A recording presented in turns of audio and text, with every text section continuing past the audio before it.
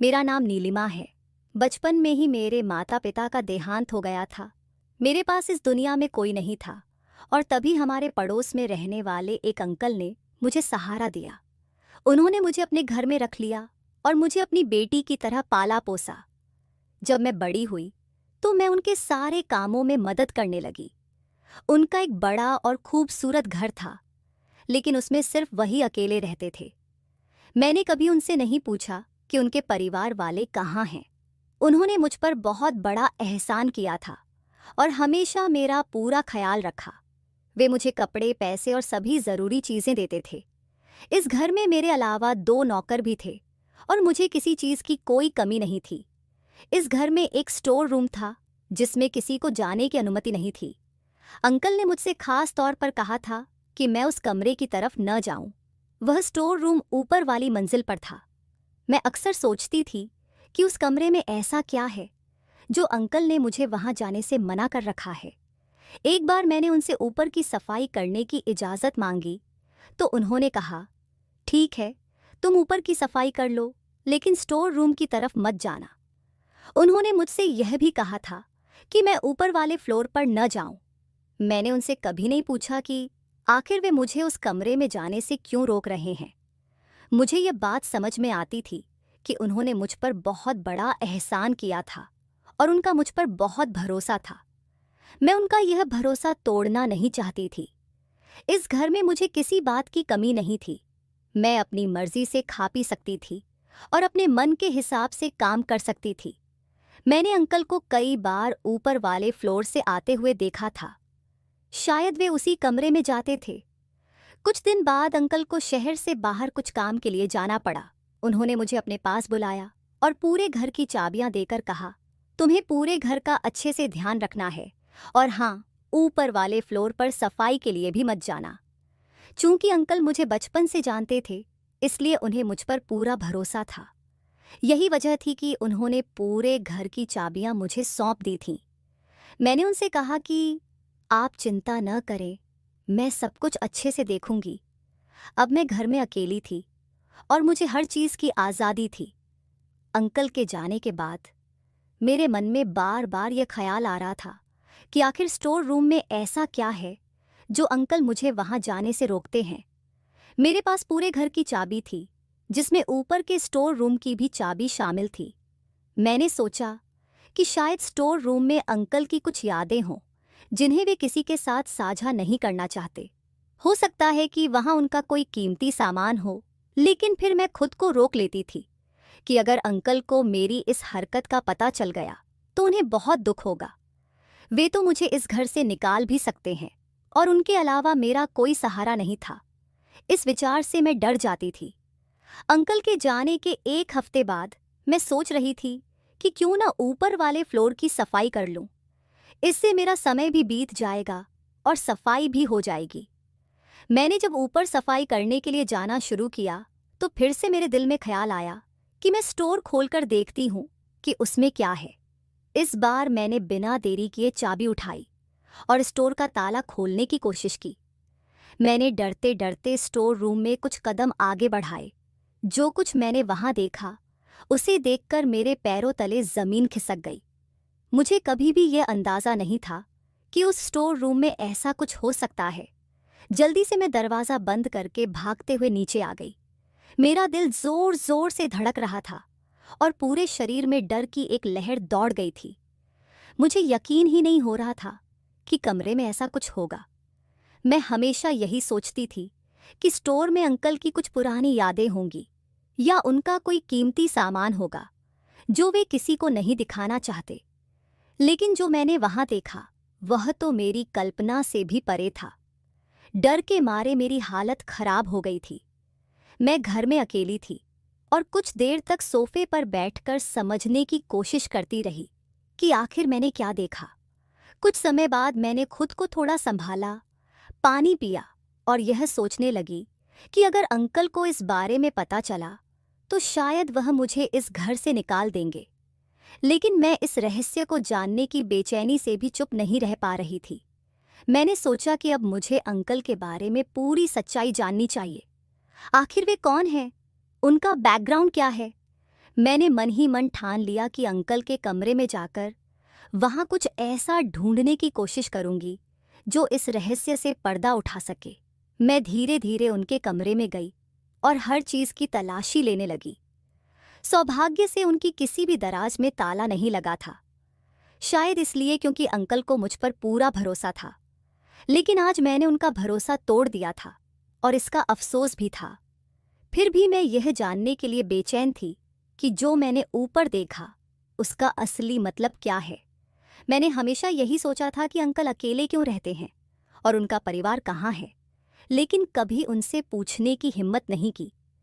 तलाशी के दौरान मुझे उनकी अलमारी में कुछ पुरानी फोटो और एक डायरी मिली। मैंने वह डायरी खोली और पढ़ना शुरू किया। जैसे ही मैंने डायरी पढ़ी, मेरी हालत और खराब हो गई। अब तक मैं अंकल को बहुत रहमदिल और अच्छे इंसान मानती थी, लेकिन डायरी में लिखी कुछ बातों ने मुझे सोचने पर मजबूर कर दिया कि शायद वे वैसे नहीं हैं जैसा मैंने समझा था। डायरी में सब कुछ स्पष्ट नहीं था, लेकिन कुछ बातें थीं जो मुझे थोड़ा थोड़ा समझ में आ रही थीं। साथ ही कुछ पुरानी तस्वीरें भी मिली। उनमें एक तस्वीर में अंकल के माता पिता थे और उनकी गोद में एक बच्चा था जो शायद अंकल ही थे। इससे मुझे थोड़ा बहुत अंदाजा तो हुआ, लेकिन पूरा सच अब भी अधूरा था। मैंने सब कुछ वैसा ही रख दिया जैसा पहले था, ताकि अंकल को यह शक न हो कि मैंने उनके कमरे की तलाशी ली है या स्टोर रूम में झांका है। अब मुझे अंकल से डर लगने लगा था। बचपन से मैं इस घर में अकेली अंकल के साथ ही रही थी, लेकिन आज जो मैंने देखा उसके बाद उनके प्रति मेरा भरोसा डगमगा गया था। मैं बहुत घबराई हुई थी कि अगर अंकल को इस बात का पता चला तो वे मेरे साथ क्या करेंगे। अंकल के वापस आने का समय हो रहा था और मैं अंदर से बहुत डर गई थी। जब वे घर आए तो मैं जल्दी से उनके लिए खाना बनाकर ले आई और अपने कमरे में चली गई। मन में यही डर था कि अगर अंकल को पता चल गया तो न जाने वे मेरे साथ क्या सलूक करेंगे। कहीं वे मुझे जान से ही न मार दें। मैं अपने कमरे में आराम करने की कोशिश कर रही थी, तभी मेरा फ़ोन बजा। डरते हुए जब मैंने फ़ोन उठाया तो अंकल की आवाज़ सुनाई दी। उन्होंने मुझे अपने कमरे में बुलाया। यह सुनकर तो मेरा दिल जैसे धक धक करने लगा। मुझे लगा कि शायद अंकल को सब पता चल गया है। लेकिन जब उन्होंने कहा, सर्दी बहुत है, मेरे लिए एक कप कॉफ़ी बना दो, तो मुझे राहत मिली। मैंने जल्दी से कॉफ़ी बनाई और उनके कमरे में भिजवा दी। अंकल ने मुझे फिर से अपने कमरे में बुलाया और अपने पास बैठाकर पूछा, क्या तुमने मेरे जाने के बाद मेरे कमरे की तलाशी ली थी? उनकी बात सुनकर मेरे होश उड़ गए। मैं सोचने लगी, उन्हें कैसे पता चल गया? मैं चुपचाप सिर झुकाकर बैठी रही और अंकल फिर से बोले, आखिर ऐसा क्या चाहिए था तुम्हें मेरे कमरे से जो तुमने मेरी गैर मौजूदगी में वहां तलाशी लेनी शुरू कर दी? क्या मैंने तुम्हारा ध्यान रखने में कोई कमी छोड़ी थी? अंकल बहुत आराम से बात कर रहे थे, लेकिन मुझे उनका जवाब देते नहीं बन रहा था। उन्होंने आगे कहा, तुम्हें लगा कि मुझे पता नहीं चलेगा? जैसे ही मैंने अपने कमरे में कदम रखा, मुझे समझ आ गया कि किसी ने यहाँ तलाशी ली है। बताओ, आखिर तुम क्या ढूंढ रही थी? हर सामान को उलट पुलट कर दिया। मैंने सोचा, मैंने तो सब कुछ ठीक से रखा था, फिर अंकल को कैसे पता चला? फिर अंकल ने बताया, मैं अपने सारे सामान को बहुत अच्छी तरह से सहेज कर रखता हूँ। मुझे किसी भी चीज़ का इधर उधर होना बिल्कुल पसंद नहीं है। शायद जल्दी में तुम सामान ठीक से नहीं रख पाई थी, इसीलिए मुझे पता चल गया। अंकल बहुत गुस्से में थे, लेकिन फिर भी नरमी से बात कर रहे थे। वे लगातार मुझसे सवाल कर रहे थे और आखिरकार मुझसे सच नहीं छिप पाया। मैंने बताया, मैं ऊपर की सफाई कर रही थी, तभी मेरी नज़र स्टोर रूम पर पड़ी।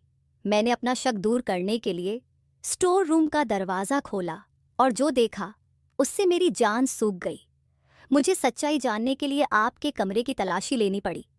मुझे लगा शायद कुछ सुराग मिल जाए जिससे पूरा सच पता चले, लेकिन मुझे आपके कमरे में बस एक डायरी और कुछ पुरानी तस्वीरें मिली, जिन्हें देखकर मैं उलझन में पड़ गई। मुझे समझ नहीं आ रहा था कि आपने ऐसा क्यों किया। क्या कोई व्यक्ति किसी के साथ ऐसा कर सकता है? मैं आपको हमेशा नेक और अच्छा इंसान समझती थी, लेकिन अब मैं संशय में थी। मुझे लगा कि सच जानना मेरे लिए ज़रूरी है और इसी वजह से मैंने यह कदम उठाया। मेरी बातें सुनने के बाद अंकल ने गुस्से के बजाय मुस्कुराकर मुझे देखा और कहा, मुझे खुशी है कि तुम्हें सही और गलत का फ़र्क पता है। अगर तुम्हें सच जानना था तो तुम मुझसे सीधे पूछ सकती थी। तुम्हें मेरे कमरे में इस तरह से तलाश करने की जरूरत नहीं थी। मैंने तुम पर भरोसा किया था और तुमने मेरा भरोसा तोड़ा। खैर, अब मैं तुम्हें सारा सच बताता हूँ। अंकल ने बोलना शुरू किया। जब मैं 4 साल का था तब मेरे पिताजी का देहांत हो गया। हमारे पड़ोस में एक व्यक्ति थे जिन्होंने मेरे पिताजी के जाने के बाद मेरा बहुत ख्याल रखा। उन्होंने मेरी माँ से शादी का प्रस्ताव रखा और मेरी माँ ने ये सोचकर उनकी बात मान ली कि वह मेरा ख्याल रखेंगे और मेरे पिता का बड़ा कारोबार भी संभाल सकेंगे। शादी के बाद वे सच में मेरा बहुत ख्याल रखते थे। वे मुझे स्कूल छोड़ने और लेने जाते थे, मेरी हर छोटी बड़ी ज़रूरतों का ध्यान रखते थे। माँ भी उनके साथ खुश थीं, लेकिन यह खुशी ज़्यादा समय तक नहीं टिक पाई। शादी के 1 साल बाद ही मेरी माँ का हार्ट अटैक से देहांत हो गया। मेरे पिता ने अपनी मृत्यु से पहले अपनी वसीयत बनाई थी जिसमें सब कुछ मेरे नाम पर था, लेकिन मुझे यह सब तब मिलना था जब मैं 18 साल का होता। माँ की संपत्ति का थोड़ा हिस्सा उन्होंने अपने दूसरे पति के नाम कर दिया था। अब जब तक मैं 18 साल का नहीं होता तब तक जायदाद की देखभाल का जिम्मा मेरे सौतेले पिता का था। माँ के देहांत के बाद ही उनका बर्ताव बदलने लगा। उन्होंने मेरा स्कूल बंद करवा दिया और मुझे एक कमरे में बंद करके रखते। खाने पीने के लिए भी बहुत कम चीज़ें देते और मुझे भूखा रखते। जब मेरी हालत बहुत खराब हो जाती तब वे मुझे थोड़ा सा खाना और पानी देते। मेरे सौतेले पिता ने सारे वफादार नौकरों को भी निकाल दिया और अपने जैसे लालची लोगों को रख लिया। वे घर पर रोज पार्टियां करते और मेरे पिता की मेहनत की कमाई को उड़ाते। उन्होंने ऑफिस जाना भी बंद कर दिया। जब मैं कमरे से बाहर निकलने की कोशिश करता तो वे और उनके नौकर मुझे मारते। एक दिन जब मैंने भागने की कोशिश की तो उनके एक नौकर ने मुझे देख लिया और जाकर उन्हें बता दिया। उसके बाद वह व्यक्ति मुझ पर और भी अधिक सख्ती करने लगा। उसने मुझे कमरे में बंद ही नहीं किया, बल्कि मुझे रस्सियों से बांध कर रखा। मेरी जिंदगी कठिन होती जा रही थी। एक दिन उसने मुझे बताया कि मेरी माँ की मौत स्वाभाविक नहीं थी। उसने किसी प्रकार की दवा दी थी जिससे उनकी तबीयत खराब हो गई और वह मुझे छोड़कर चली गई। मेरे सौतेले पिता ने मुझे बताया कि उसने यह सब कुछ मेरे पिता की संपत्ति पाने के लिए किया था। वह मेरे साथ अच्छा व्यवहार सिर्फ इसलिए कर रहा था ताकि मेरी माँ उससे शादी कर ले। इसके बाद वह हमें रास्ते से हटाकर सारी जायदाद खुद लेना चाहता था। लेकिन जब माँ के गुजरने के बाद पता चला कि सारी संपत्ति मेरे नाम पर है तो उसने एक नई योजना बनाई। उसने मुझे एक तय उम्र तक जिंदा रखा, क्योंकि उस उम्र से पहले मेरे साथ कुछ होता तो संपत्ति ट्रस्ट के पास चली जाती। इस कारण वह मेरे साथ कठोर व्यवहार करता ताकि मैं मानसिक रूप से कमज़ोर हो जाऊं। मैंने घर के नौकरों से कई बार मदद मांगी, लेकिन कोई भी मेरी बात नहीं सुनता। सब मेरा मजाक उड़ाते थे और मुझे पागल समझते थे। कई साल तक मैंने ऐसा ही जीवन बिताया जहां मुझे केवल इतना ही भोजन पानी दिया जाता कि मैं जीवित रह सकूं। एक दिन एक नया नौकर मुझे खाना देने आया। उसने मुझसे पूछा कि मैं कौन हूँ और इस हाल में क्यों हूँ। मैंने उसे अपनी कहानी बताई और उसे मेरे हालात पर बहुत दुख हुआ। उसने मुझे ढांढस बंधाया और कहा, तुम्हें चिंता करने की ज़रूरत नहीं, मैं तुम्हारी मदद करूँगा। एक दिन जब मेरे सौतेले पिता शहर से बाहर गए हुए थे, उस नौकर की मदद से मैं वहाँ से भागने में सफल हो गया। वह मुझे अपने गांव ले गया और मुझे अपने घर में शरण दी। जब मैं 18 साल का हो गया तो अपने पिता के वकील से मिला। वह मेरे पिता के अच्छे दोस्त थे। उन्होंने मुझे देखकर बहुत खुशी जताई और पूरी बात सुनने के बाद उन्होंने संपत्ति वापस पाने में मेरी मदद की। जब मेरे सौतेले पिता को इस बारे में पता चला तो उन्होंने माफ़ी मांगने का दिखावा किया। मैंने सबके सामने उन्हें माफ़ कर दिया और अपने घर लौट आया, परंतु मेरे दिल से उनके प्रति नफरत खत्म नहीं हुई थी। उन्होंने मेरे साथ जो कुछ भी किया उसके लिए मेरे मन में बहुत आक्रोश था। उनका लालच ही मेरे लिए बचपन में दुख का कारण बना। मेरे लिए उन्होंने जो किया उसका हिसाब देना ज़रूरी था। मेरे पास उनके बुरे कामों का कोई ठोस सबूत नहीं था, परंतु मैंने निर्णय लिया कि मैं उन्हें सुधारने का मौका दूंगा। मैंने उन्हें उनकी गलतियों का एहसास कराने के लिए कुछ समय अकेले रहने दिया ताकि वे अपनी गलतियों पर विचार कर सकें। जब तक उन्हें अपनी गलतियों का आभास होता, मैं अपने जीवन को नए सिरे से जीने के लिए आगे बढ़ गया। दोस्तों, मुझे उम्मीद है कि आपको मेरी कहानी पसंद आई होगी। अगर कहानी अच्छी लगी हो तो वीडियो को लाइक करें, चैनल को सब्सक्राइब करें और नोटिफिकेशन बेल दबाएं ताकि अगली कहानी का अपडेट सबसे पहले आपको मिले।